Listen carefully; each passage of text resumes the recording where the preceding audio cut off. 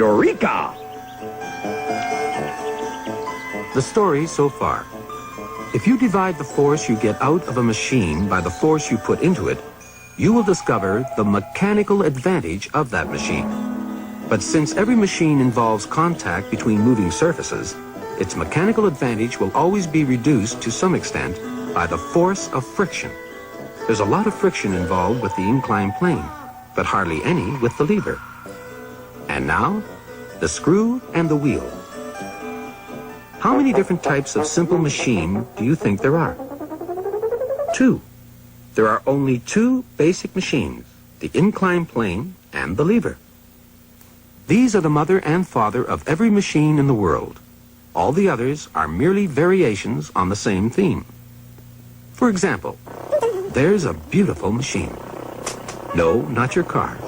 The road. Yes, the road. A winding mountain road is a machine, too.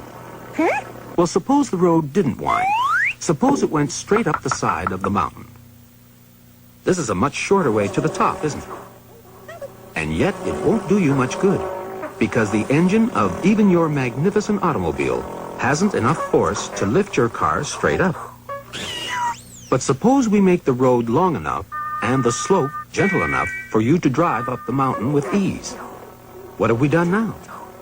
Yes, we've made the road into an inclined plane, a simple machine. But that's an expensive way to go up a mountain. It requires an awfully long ramp.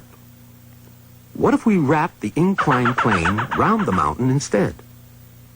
Now we're back where we started, with a winding mountain road, which is really an inclined plane in disguise. A twisted inclined plane, if you like. There are twisted inclined planes all over the place.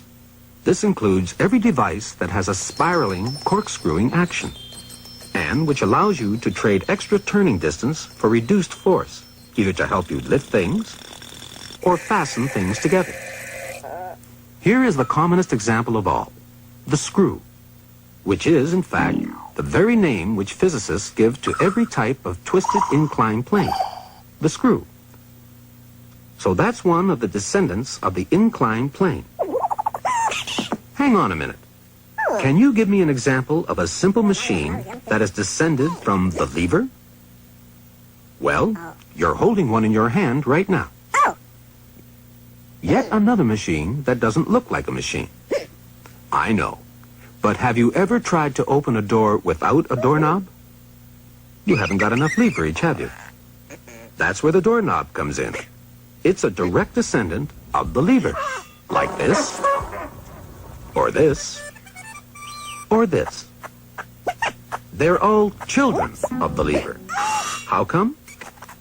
Well, a long time ago, some very wise men were looking at a lever one day, when they suddenly thought how nice it would be if the extra force the lever gives you to move something from here to here, say 4 times the force, because one lever arm is 4 times the length of the other, they wondered if this extra force could be extended through 360 degrees. In other words, they wondered if they could make a circular lever, a lever that would go all the way round. And while they were at it, they made up a new name, an axle. With its center where the point of the fulcrum used to be, and the short arm of the lever now running from this center to the outside of the axle, and the long arm running from the center of the axle in the opposite direction. Now when you push the lever with a force, say, of 100 newtons, you can turn the whole axle around with a force of 400 newtons. And that's how you're able to open doors and steer cars and ships and pull up anchors with such ease, thanks to the ancient wise men and their circular lever. Yes, congratulations. You've just reinvented the wheel.